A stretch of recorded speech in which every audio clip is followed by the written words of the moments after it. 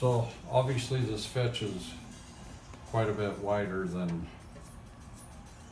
or not wider, but it's probably too wide. But what I want to do is not paint like this. I'm actually going to hit my outline and paint like that. Or have the brush vertical.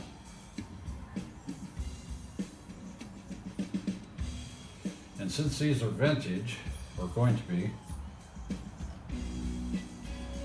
I'm probably going to be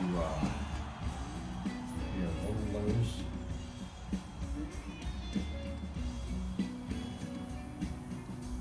And a little fast. I might even do just something like this. Patience runs out on the junkie.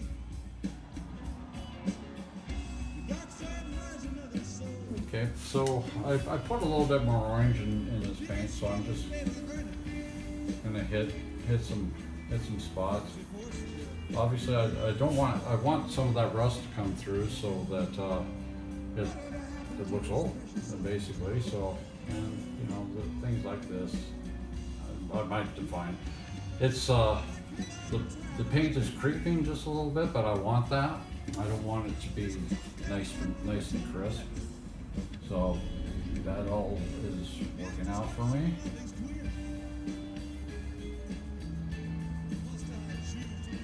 And you have to develop your own way of doing things. There's no right or wrong as far as technique or whatever. As far as I'm concerned, painting's just following lines. If you know, at this point, unless you're doing what's called a casual, which I will get into in some other time. But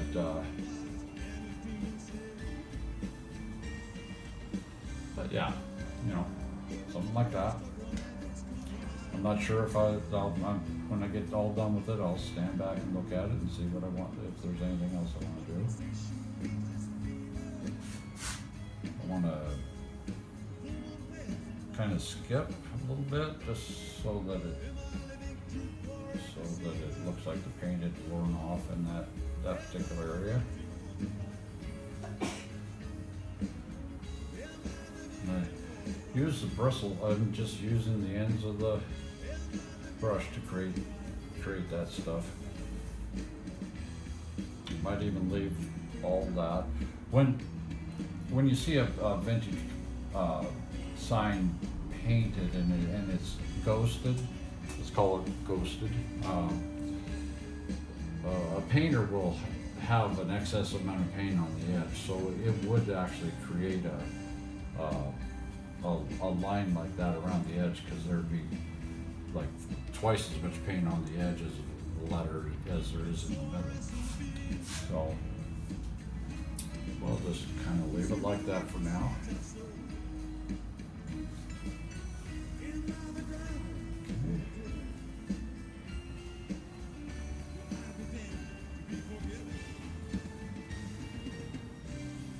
A lot of guys will use a maul stick.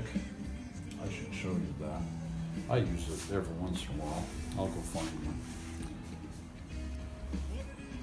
Okay, some people use a maul stick, and I wouldn't on this, but I just wanted to show everybody what a maul stick. This isn't a maul stick. This is extended paint roller. It makes it extend. Anyways, it'll work. So a lot of people will use a maul stick to steady their hands. I don't need one for this. I just for your information. This is kind of how a maul stick works. If you want to do a straight line, you just go like that. If you have an O, it helps. Sometimes helps. I don't use one, but I did want to show you how one works. And if you have to carry a can of paint, it's basically you just work like that, and it works pretty good for tight lettering if you had to do a Helvetica or a aerial or something like that. I hope to never do that again. So 06 really aren't for me. But anyways, here's one off to the end.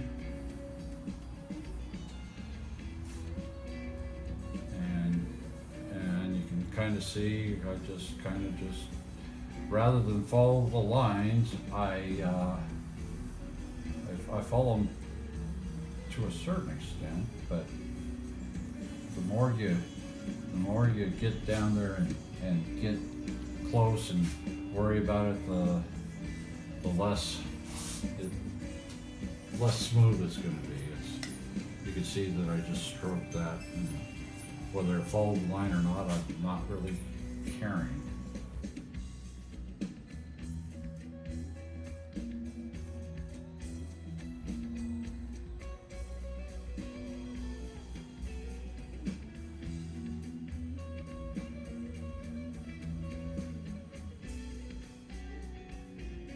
Yeah, I'm just creating some negative space there within the letter.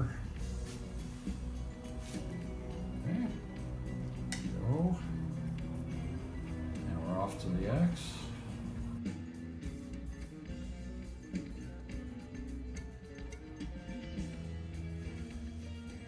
And that's really all you need to do to create some filler.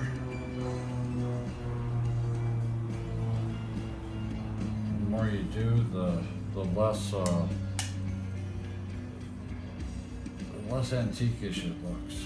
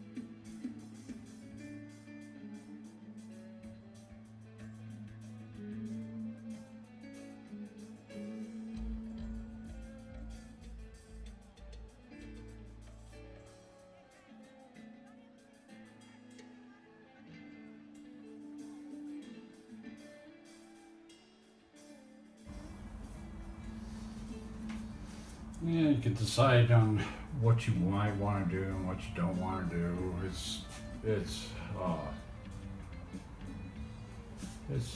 after you stand back and look at it, you might change your mind and say, this I like this part better than this part, but you know, it would all fade at different rates anyways, wherever the sun would hit it or whatever. So let's kind of, I like the ambiguity of this type of art.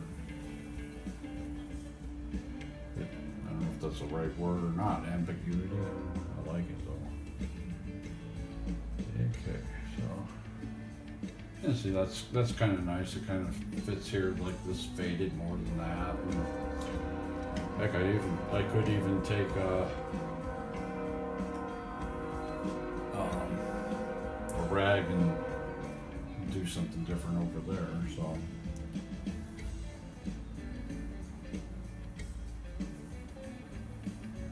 You can see that's a much bolder area. It's kind of bold there. This faded more. It's just very ambiguous.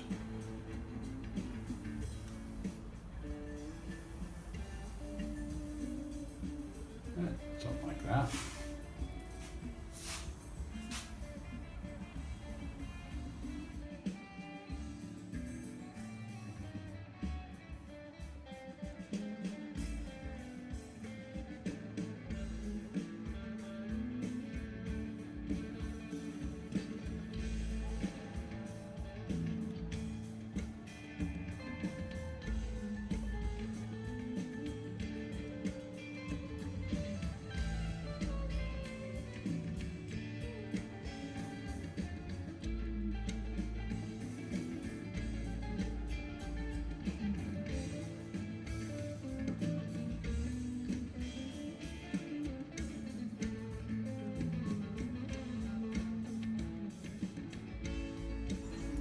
See, it's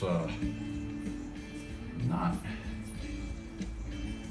I hope I'm making it look easy, but it's really deciding how much paint to put on in a given area to make it look interesting and cool.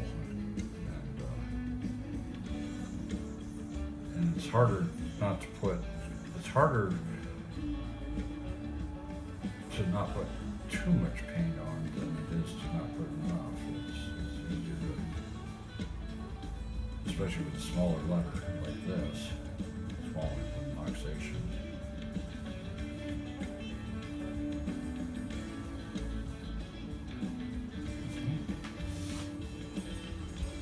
And still define the letters. You gotta have enough paint to define the letters.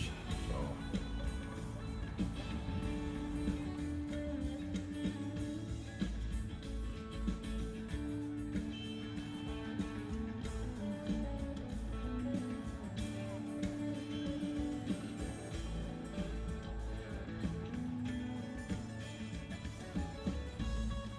Okay, that's the first part of the painting. I plan on doing some different colors within the letters to highlight them, maybe a drop shadow. But yeah, seems to look okay. That's exactly how I had planned. And this part looks different than the others, so I'm going to fix it. I want to create a little more negative space, but I don't know if I can with thinner or not, so we'll see.